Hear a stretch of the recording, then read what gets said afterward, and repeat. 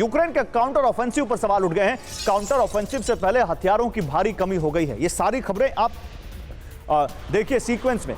Ukraine ने America से और ज्यादा हथियार मांगे हैं। पश्चिमी देशों से भी हथियारों की मांग कर रहा है यूक्रेन। तो हथियार खत्म, जंग अभी बाकी है। ये हथियारों के बिना ये जंग कैसे लड़ी जाएगी?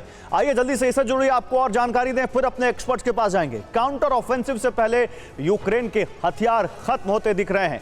वेपन पर यूक्रेनी अधिकारियों ने सनसनीखेज खुलासा किया है। काउंटर ऑफेंसिव के लिए यूक्रेन के पास पर्याप्त हथियार नहीं है। वेपन के लिए ज़ेलेंस्की ने 10 देशों में 60 से अधिक बैठकें की हैं।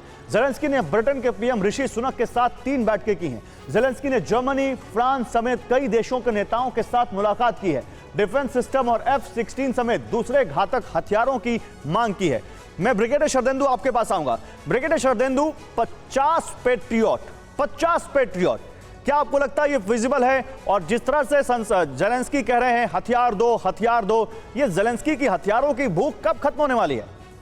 देखिए, ज़ेलेंस्की साहब के हथियार मांगने की भूख खत्म नहीं हो रही। वो 50 या 100 भी पैट्रियट मिसाइल अगर डिप्लॉय करते हैं एयर डिफेंस सिस्टम, फिर भी वो 4 जो स्टेट हैं उनसे रशियन ट्रूप्स को इवेट करने में नाकामयाब रहेंगे और क्रीमिया पे कब्जा करने में नाकामयाब रहेंगे। उसमें बहुत ज्यादा क्वांटम ऑफ फोर्स की जरूरत है। अगर उनको डिसाइड करना पड़ेगा कि किस फ्लैंक पे वो डिसीजन सीक कर रहे हैं, कहां वो काउंटर ऑफेंसिव लॉन्च करना चाहते हैं।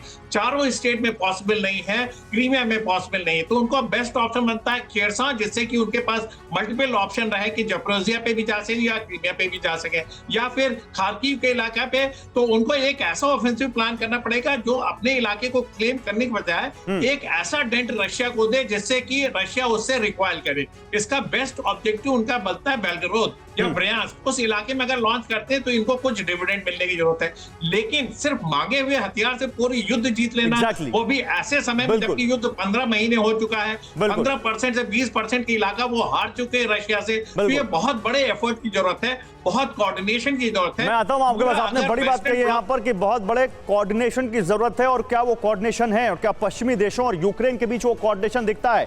ये सवाल मैं क्यों उठा रहा हूं, आप इस खबर से समझिए। पश्चिम के पास हथियारों की कमी हो रही है। ब्रिटेन के रक्षा मंत्री ने एक बड़ा बयान दिया है। खत्म हो रहे हैं कीव को देने के लिए हथियार, ये बेन वॉलेस ने कहा है।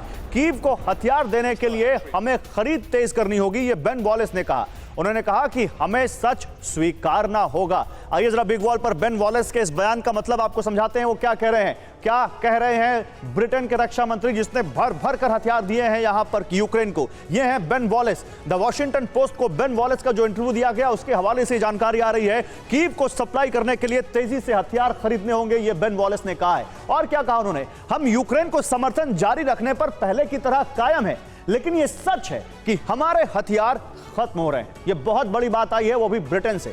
रूस की फोर्स भी हथियारों की कमी से जूझ रही है, यह भी उन्होंने एक एंगल दिया यहां पर। और उन्होंने कहा कि ऐसे वक्त में हम रूस को कोई नया मौका नहीं दे सकते। यूक्रेन इसी साल क्रीमिया को वापस पा सकता है।